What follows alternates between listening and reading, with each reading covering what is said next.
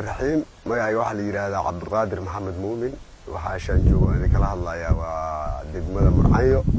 gaar ahaan dhanka buuraha maydiga iyo fooxa iyo beeyada iyo waxaas ay ku yaalaan waxa weeye geedkan aan hadda gacanta ku hayo waxa la yiraahdaa maydi baa la yiraahdaa waa laan aan ka soo jarnay geedka dusha halka ku yaala waana kuwaas oo buurta dusheeda dhan buu yaalaa geedkan sidiisaba xididkiisu waa sida cagta geela oo kale bay buurta saa ugu dhagan tahay biyaha xididka kama cabo wuxuu ka cabaa kor roobka iyo sayaxa iyo waxaas waxay u yihiin biyo ka bacdina caleemahaas iyo maartay buu ka cabaa biyaha xididka hoose ma leh marka soo fujiso waa sidii kibis burdambaska oo kaleeto ama cagta geela oo kaleeto hoos ka yahay wuxuu ku dhigan yahay dhadhaabta waana kaas geedka halkaas ku yaala inkastoo ka fiicnaan lahayd inaan dhadhaabta naftirkeeda aan ku waxayno waana kuwaas geedka dushiisa ku yaal geedka waa geedka kaliya ee maanta Soomaaliya kaga yaala dhinaca bari iyo Sanaag maydi baa la yiraahdaa meel kale kuma yaalo meelaha kale oo dhan waxa ka baxa beeyo laakiin geedkan khaasiyan wuxuu u yahay oo si khaas ah uga baxaa dhulkan sida Murcayo oo kaleeto dhurbo galgala hooda moodiye dibir dhulkaas oo dhan buu ka baxaa waa geedka kaliya ee maanta dadku ay maaragtay resource u ah oo dhaqaalahooda ugu badan uu ku tiirsan yahay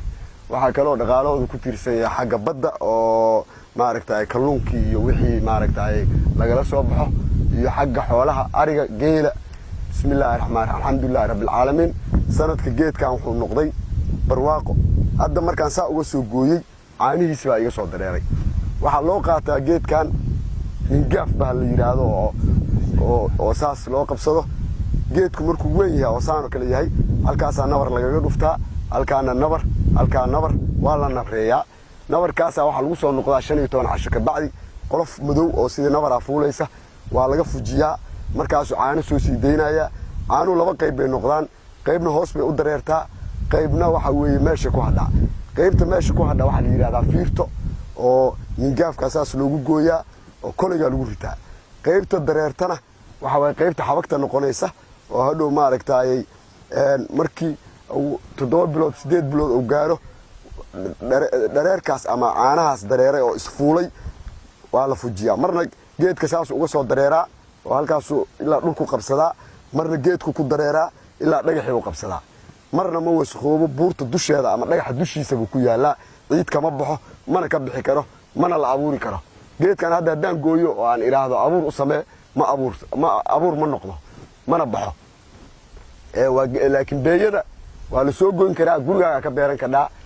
bismillaahir rahmaanir rahiim meel kale u geyn karaa ka beeri karaa laakiin geedkan ma leh mideeda kale geedkan waxyaabaha aan ku aragnay oo mucjisooyinka waxa kamid ah qofka markii uu guraayo ama geedka uu qabsado haduu sii daayo dhiigiisa dhan wax ku dhacaya roor macnaha dhiigi gacanta waa rooreysa waxa moodaa inuu dhiigi jiqaayo macnaha mideeda kale waxa weey waa geed aad u caraf badan udgoon leh marka waxaan dareemeynaa anaga wax laga sameeyo ma naqaan laakiin sida la ku yiri barafuunada iyo cadarada iyo waxyaabo kale laga sameeyaa waana u egyahay sababtoo ah meeshan ku jirro dhan waa waxa ka soo uraya fooxi iyo carafkiisi iyo udgoonkiisi baa ka soo baxay dadka maantay 80% waxa ka shaqeystaan baalkaas oo ku ladan yihiin halka waxaan kaga baxayaa 10ka maydiga insha Allah waxaan gali doonaa mar dhow saacadaha soo socda beeyada iyadana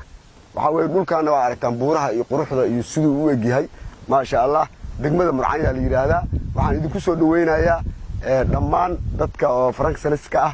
oo maydiyada iyo waxaas iyo baalkii inay lambar 1 u tahay gobolka bari gaar ahaan Gardafuul meesha ugu badan maydiga iyo beeyada waxa weey dadkii gurayaan inuu tusaynaa waxaan inuu tusaynaa wixii laga soo guray insha Allah marka dawladda Puntland iyo dhammaan caalamka maalgashiyaasha kulli waxaan ku soo dhaweynaynaa geedkan faa'iidadiisa iyo maaragtay nimcadiisa in laga faa'iideysto oo la yimaado degmada lana arko maaragtay beecna loo helo sababtoo ah ayaamahan in dhaweydba hadda wuxuu noqday bahalkii qiimihiisii wuu jabay awal waxa la geyn jiray imaaraadka jidda ama sacuudi carabiya hadda maaragtay suuq yari baa ku timi sidaa darteed dowladda Puntland waxaan rabnaa in ay maalgelin u raadiso si loo gato China iyo meelahaas la geeyaa waa geed faa'iido badan inagana faa'iido inoo leh wassalaamu calaykum waraxmatullaahi wabarakaatuhu waa ku mahadsantihiin